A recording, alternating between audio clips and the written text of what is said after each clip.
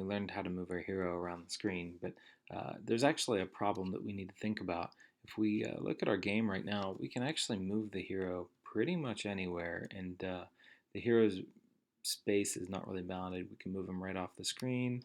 We can move the hero all the way to the top. We can actually kind of move this hero out of visible sight, and that's probably not good. We probably want to keep the hero in a tight area. So we want to actually create a function that's going to allow us to ensure that the hero doesn't move too far off of the screen. So in order to do this, we're going to create a new function.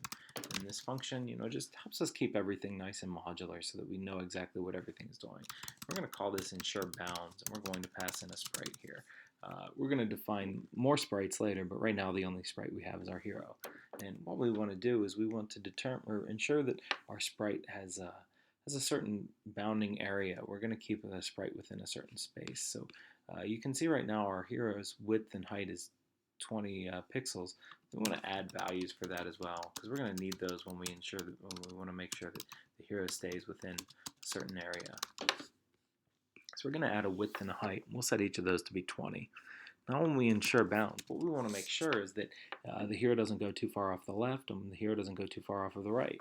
So the first thing we want to do is see if sprite.x is less than, well, we don't want to let the hero go all the way up to the edge, so let's give the hero a little bit of a boundary here. Let's say if sprite.x is less than 20, we'll go ahead and make sprite.x equal to 20.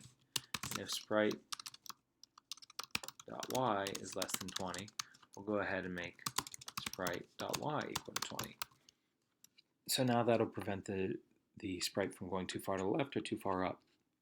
But we also want to check the bottom too. So sprite.x plus sprite.w is greater than, well, let's say 480. We'll make our game area about 480 or about 500 pixels wide. So that'll give us a nice little buffer, kind of like on the old Space Invaders game. You could never go quite up to the edge, but we'll set sprite.x equal to 480 minus sprite.w.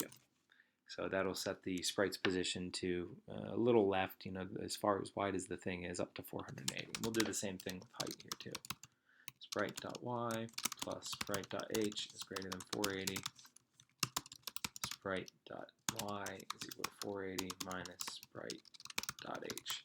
So now, if we call this function, we'll go ahead and when we handle our controller, we'll go ahead and make sure that we ensure the bounds of our hero.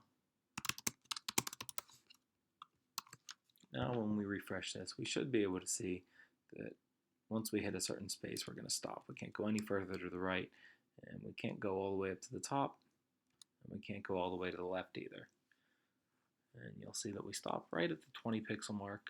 There we go. So that keeps us in a nice bounded square, but it would also be nice if we had a background, if we had something that showed where the limits were.